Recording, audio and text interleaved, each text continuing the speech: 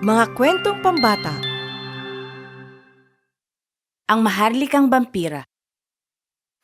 Noong unang panahon sa kaharian ng Lunaville, may isang magandang prinsesa na nagngangalang si Lina.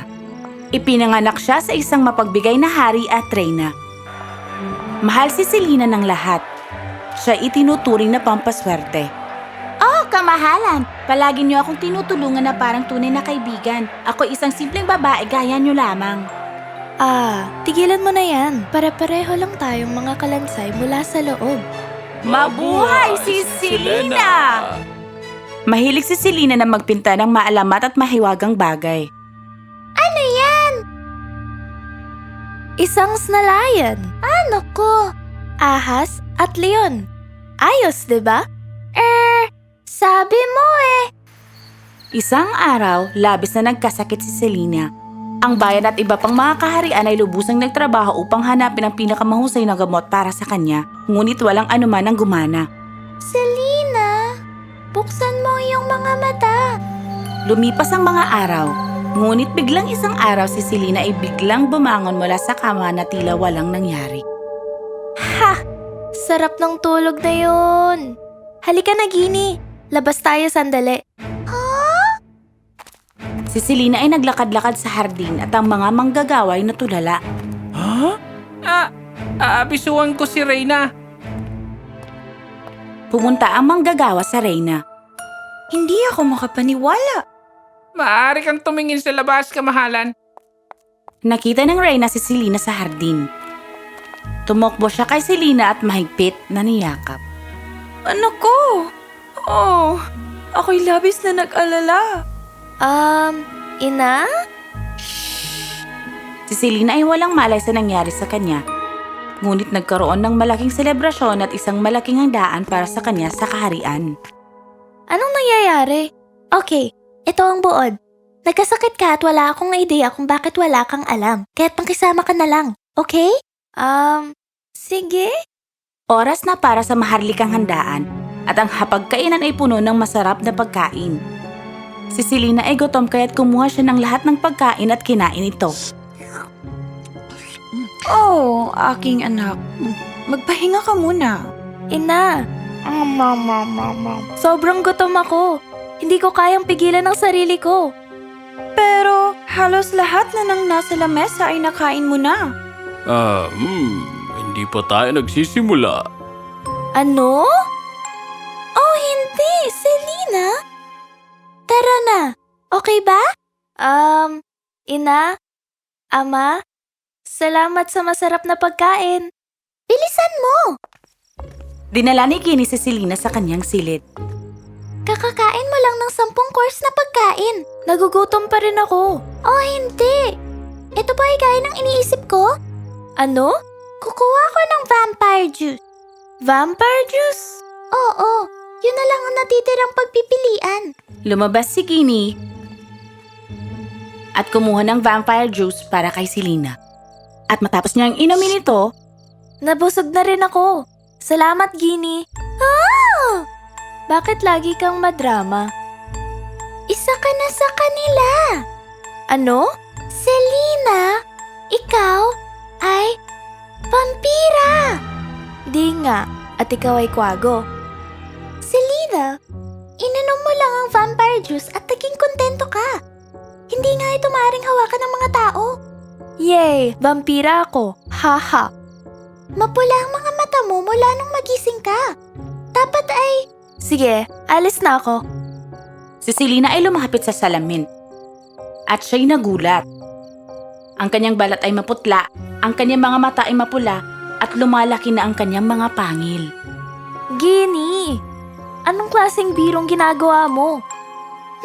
Siguro may paraan para itama ito. Baka kailangan kong umupo sa liwanag ng buwan. Ang kawawang Selina ay sinubukan ng lahat ng bagay upang magbalik sa normal. Anong gagawin ko? Labis na sumama ang kanyang loob nang biglang napansin niya ang hagdan sa likod ng kastilyo. Pumunta siya roon upang silipin. Ito isang sinaunang silid-aklatan. Wow! Habang inuusisa ni Selina, natagpuan niya ang isang libro ng kanilang pamilya. Ha?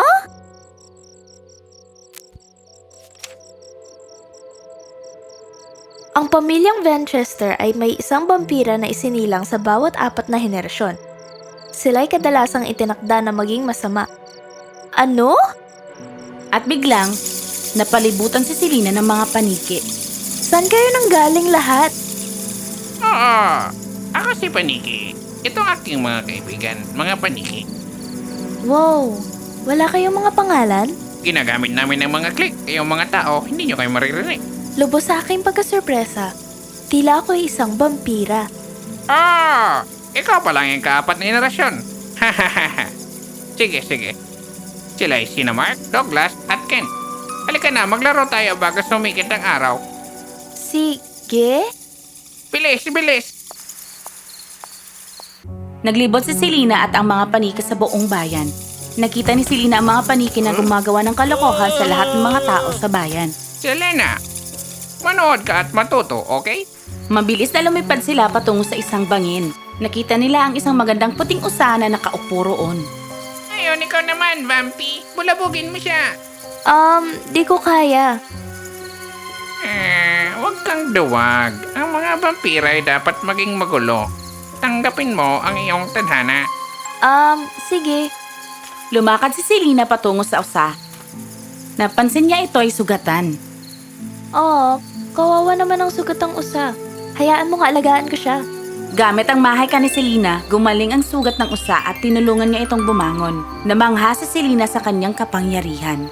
Isa kang mabait na nilalang. Ang ilaw ay sumiklab ng malakas at siya'y naging isang gwapong lalaki. Ha? Huwag mong itago ang iyong sarili. Ako ay isang taong lobo rin at alam kong vampira ka. Nakita kita kasama ang mga paniki, nagtatangka silang impluwensyahan ka.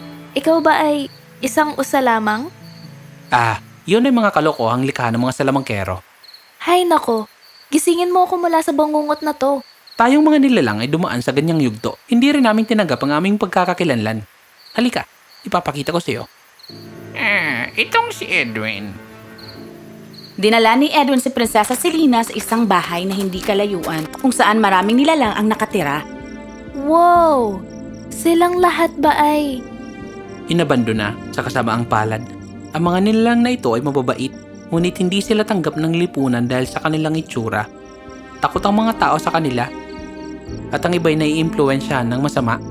Mali ito! Lahat tayo ay may mga positibo. Ngayon, natatakot akong sabihin ang tungkol sa akin sa aking mga magulang. Wag! Hindi natin mahuhulaan kung ano ang mangyayari. Kayong lahat. Saan kayo lahat magaling? Kaya kong buhatin ng mga mabibigat na bagay. Kaya kong makita ang hinaharap. Kaya, gawin nating lakas ang ating mga kakayahan at tayo magtungo sa Lunaville. Panahon na upang tayo ay tratuhin ng patas. Talaga? Oo, magtiwala kayo sa akin. Ako ang prinsesa. Ang pampatibay ng loob ni Selena ay naging paraan para magtiwala ang lahat sa kanilang kakayanan. Di naglaon, maraming nilalang ang naging matulungin at mabait. Ginampanan ni Prinsesa Selena ang kanyang mga tungkulin bilang prinsesa sa araw at pagkatapos ng kanyang siyesta, siya'y nagtutungo upang makilala ang mga kamanghamanghang nilalang na kanyang pinasigla at sinanay. Sa lalong madaling panahon, ang lahat ay naging may kumpiyansa, maligaya at mayroong dangal sa kanilang sarili. Salamat sa pagtulong sa amin, prinsesa. Oo, Mabuhay si Selena! Hindi mo kailangan sabihin yan. Ako'y nabubuhay ng walang hanggan. Edwin, sa palagay ko, oras nang sabihin ito sa aking mga magulang. Sa palagay ko, maunawaan nila ako. Kung yan ang iniisip mo, sige tuloy mo lang. Nandito kaming lahat para sa iyo anuman na mangyari. Bumalik si Selena sa kaharian. Gini, saan ka galing? Pinuntahan ko ang aking mga anak. May mga anak ka? Marami.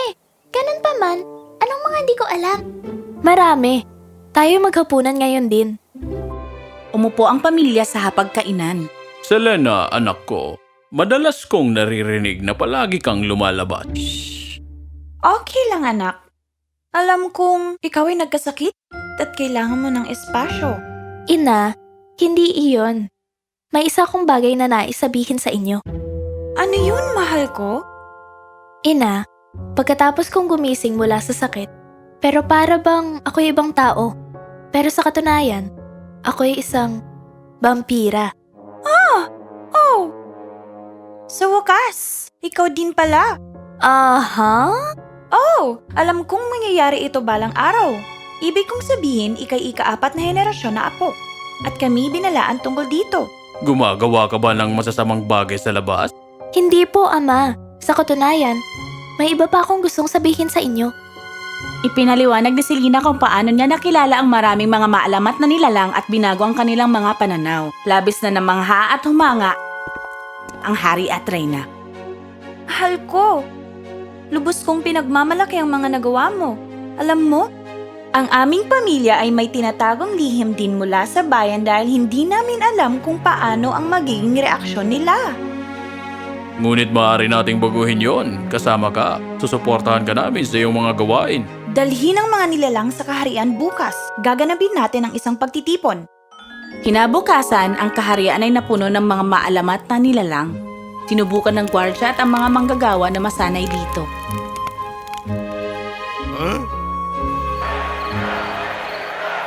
Mga mamamayan ng Lunaville, ipinakikilala ko sa inyo ang aking anak na magpapahayag ng kanyang talumpati para sa araw na ito. Prinsesa! Prinsesa! Prinsesa! Mga minamahal kong mga kababayan, ako po si Selena Vamchester, ang prinsesa ng Lunaville. Matagal na akong nababahala sa maling pagtrato sa mga maalamat na nilalang, pag-abandon na sa kanila at pagtrato parang mga kaaway. Sila'y walang iba kundi mabuting nilalang. Ang ating lipunan ay nag-udyok sa atin na tingnan sila bilang masamang tao sa maraming taon at nais kong baguhin iyon. Maaring maging mabait din sila. Maari silang tumulong sa inyo at maari tayong magsama. Ang diskriminasyon laban sa kanila ay hindi tatanggapin sa aking pamumuno sapagkat ako ay isang vampira rin. Ako ay maswerte at may pribilehiyo na magkaroon ng magulang na tinatanggap ako kung ano ako. Natakot rin ako nung una. Pero ngayon, panahon na para tigilan ang pagtatago. Wala tayong pinagkaiba. Paano kung may masamang Minotaur? Meron din naman masasamang tao. 'Di ba? Ang masasamang nilalang ay paparusahan. Kagaya ng masamang tao. Sangayon ako sa sinabi ng prinsesa. Oo, ako rin. Nagpalakpakan ang buong bayan at ang lahat ay natuwa sa bagong batas. Natuwa si Prinsesa Selena sa nakitang pagtanggap. Binigyan ng bayan ang mga nilalang ng pagkakataon. May sikreto rin ako.